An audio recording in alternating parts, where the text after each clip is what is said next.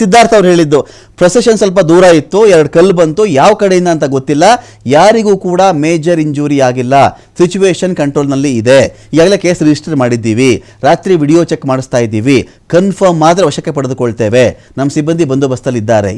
ಇದೆಲ್ಲ ಕ್ರಮಗಳಲ್ವಾ? ಇನ್ನೇನ್ ಮಾಡ್ಬೋದು ಒಬ್ಬೊಬ್ಬ ಎಸ್ ಪಿ, ಒಂದು ಪೊಲೀಸ್ ವ್ಯವಸ್ಥೆ? ಈಗ ಎಸ್ ಪಿ ಅವ್ರು ಹೇಳ್ತಿರೋ ಪ್ರಕಾರ ಇಂಜುರಿ ಆಗ್ಬೇಕಾಗಿತ್ತಾ, ಯಾರ್ದಾದ್ರು ಪ್ರಾಣ ಹೋಗ್ಬೇಕಾಗಿತ್ತಾ? ಕಲ್ಲು ಹೊಡೆದ್ರೆ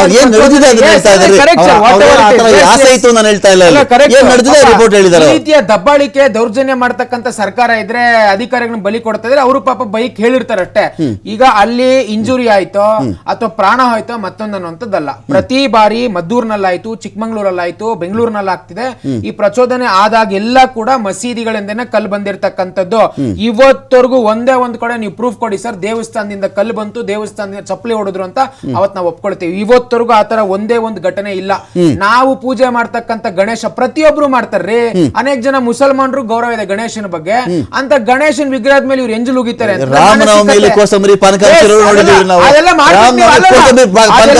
ಅದೆಲ್ಲ ಮಾಡ್ಬಿಟ್ಟು ನೀವು ಎಂಜಲು ಉಗಿದ್ರೆ ಗಣೇಶನ ಮೇಲೆ ಯಾರು ಒಪ್ಪೋದಿಲ್ಲ. ಆ ಕಾಲ ಹೋಯ್ತು, ನೆಹರು ಅವರ ಕಾಲಘಟ್ಟ ಹೋಗಿದೆ, ಹೊಸ ನಾಯಕತ್ವ ದೇಶಕ್ಕಿದೆ, ಅದನ್ನೆಲ್ಲ ಒಪ್ಪುವಂತ ಪರಿಸ್ಥಿತಿ ಇಲ್ಲ. ಏನು ಇಂಥ ಕ್ರಮಗಳು ನೆಕ್ಸ್ಟ್ ಆಗಬಾರದು ಅಂದ್ರೆ ಏನ್ ಮಾಡ್ಬೇಕು? ಅಲ್ಲಿಗೆ ಕಾಂಪನ್ಸೇಟ್ ಮಾಡ್ಕೊಂಡು ಹೋಗ್ತಾ ಇರೋದಾ ಅವತ್ತಿಂದ ಅವತ್ತಿಗೆ? ಒಂದು ಸಮರ್ಥನೆ ಇಲ್ಲ, ಹಿಂದೆ ಏನಾಗಿತ್ತು, ಇವ್ರ ಸರ್ಕಾರದಲ್ಲಿ ಏನಾಗಿತ್ತು, ಆ ಸ್ಟಾಟಿಸ್ಟಿಕ್ಸ್ ಈ ಸ್ಟಾಟಿಸ್ಟಿಕ್ಸ್ ಇಟ್ಬಿಟ್ಟು ಇವತ್ತಿನ ಕತೆ ಮುಗಿಸ್ಕೊಂಡು ಹೋಗೋದು. ನೋಡಿ ರಮಕಾಂತ್, ಒಂದು ವಿಚಾರವನ್ನು ನಾವು ದಯವಿಟ್ಟು ಅರ್ಥ ಮಾಡ್ಕೊಳ್ಬೇಕು. ಏನು ಬಿಜೆಪಿ ಅವ್ರದ್ದು ಒಂದು ಮೋಡಸ್ ಆಫ್ ಆಪರೆಂಡಿ ಮತ್ತೆ ಒಂದು ಸೀಕ್ರೆಟ್ ಏಜೆನ್ಸಿ ತರ ಕೆಲಸ ಮಾಡ್ತಾ ಇದ್ದಾರೆ. ಅವ್ರು ಏನು ಅಂತ ಹೇಳಿದ್ರೆ, ಒಂದು ಅವರು ಚುನಾವಣೆ ಇನ್ನು 2 ವರ್ಷ ಇದೆ ಅಂತಂದ್ರೆ ಅವರು ಮಾಡ್ತಕ್ಕಂಥ ಎಲ್ಲಾ ಕೆಲಸಗಳು 2 ವರ್ಷ ಮೊದಲೇ ಶುರು ಮಾಡಿರ್ತಾರೆ.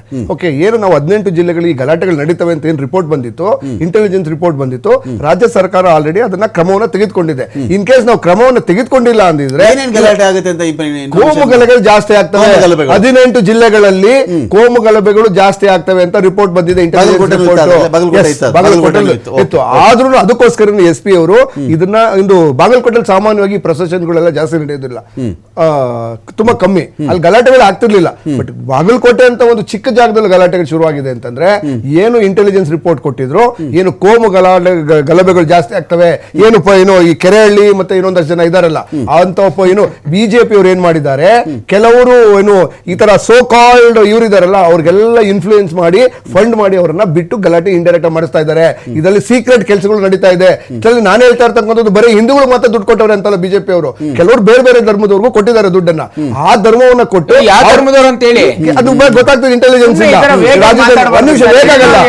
ಬಿಜೆಪಿ ಅವರು ಹೇಗಾದ್ರೂ ಮಾಡಿ ಮುಂದಿನ ಚುನಾವಣೆಯಲ್ಲಿ ಈ ಕೋಮು ಗಲಭೆಯನ್ನ ಮಾಡೇ ತೀರಿ ನಾವು ಗೆಲ್ಬೇಕು ಅಂತ ಪ್ರಯತ್ನವನ್ನು ಮಾಡ್ತಾರೆ. ಒಂದು ಫೈನಲ್ ಕ್ವಶನ್ ಕೇಳ್ಬಿಡ್ತೀನಿ ನಾನು ನಿಮ್ಗೆ. ಐ ಅಗ್ರಿ ಸರ್, ಈ ಕೋಮು ಗಲಭೆಗಳಿಂದ ಎಲೆಕ್ಷನ್ಗಳಲ್ಲಿ ಒಳ್ಳೆ ಬೆಳೆ ತೆಗಿತಾ ಇದ್ದ ಕಾಲಘಟ್ಟ ಇತ್ತು, ನಾನು ಅಲಗಳಿಯಲ್ಲ ಅದನ್ನು. ಕೋಮು ಗಲಭೆ ಆದಾಗ 2 ಪಾರ್ಟಿಗಳು ಕೂಡ ಈ ಕಡೆ ಆದರೂ ಅಷ್ಟೇ ಆ ಕಡೆ ಆದರೂ ಅಷ್ಟೇ ಒಳ್ಳೆ ಬೆಳೆನ ಪಡ್ಕೊಳ್ತಾ ಇದ್ರು, ಎಲೆಕ್ಷನ್ ಗೆಲ್ತಾ ಇದ್ದಿದ್ದು ಹೌದು. ಇದೇ ನಿಜ ಆಗಿಬಿಟ್ಟಿದ್ದರೆ ಲಾಸ್ಟ್ ಟೈಮ್ ಇಶ್ಯೂ ರೈಸ್ ಆಗಿತ್ತಲ್ಲ, ಹಲಾಲು, ಹಿಜಾಬು, ಇನ್ನೊಂದು ಮತ್ತೊಂದು, ಅವತ್ತಿಗೆ ಒಳ್ಳೆ ರೀತಿಯಲ್ಲಿ ಎಲೆಕ್ಷನಲ್ಲಿ ಗೆದ್ದುಬಿಡಬೇಕಾಗಿತ್ತು.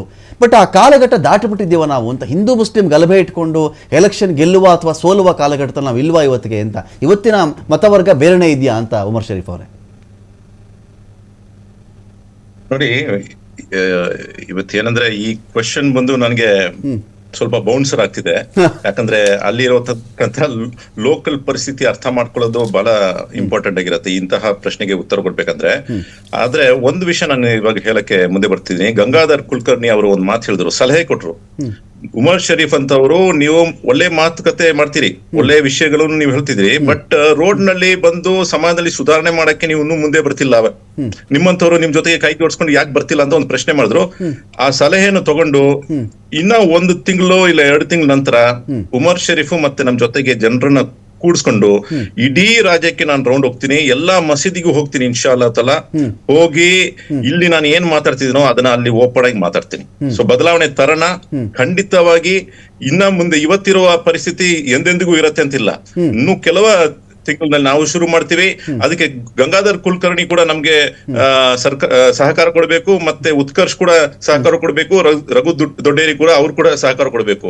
ನಿಮ್ಮ ಸಹಕಾರದೊಂದಿಗೆ ನಾನು ಇಡೀ ರಾಜ್ಯಕ್ಕೆ ಒಂದು ಮೂವ್ಮೆಂಟ್ ಅನ್ನ ತರ್ತೀನಿ. ಇದ್ರ ಮೂಲಕ ಹಿಂದೂ ಮುಸ್ಲಿಂ ಭಾಯ್ ಅಂತ ಹೇಳೋದು ಬರೀ ನುಡಿಯಲ್ಲಿ ಇರಬಾರ್ದು, ನಮ್ಮ ಭಾವನೆಯಲ್ಲಿ ಕೂಡ ಇರಬೇಕು, ನಮ್ಮ ಡೀಲಿಂಗ್ಸ್ ನಲ್ಲಿ ಇರಬೇಕು. ಅಂತದ ಒಂದು ವಾತಾವರಣ ತರಕ್ಕೆ ನಾನು ಖಂಡಿತವಾಗಿ ಶ್ರಮ ಪಡ್ತೀನಿ.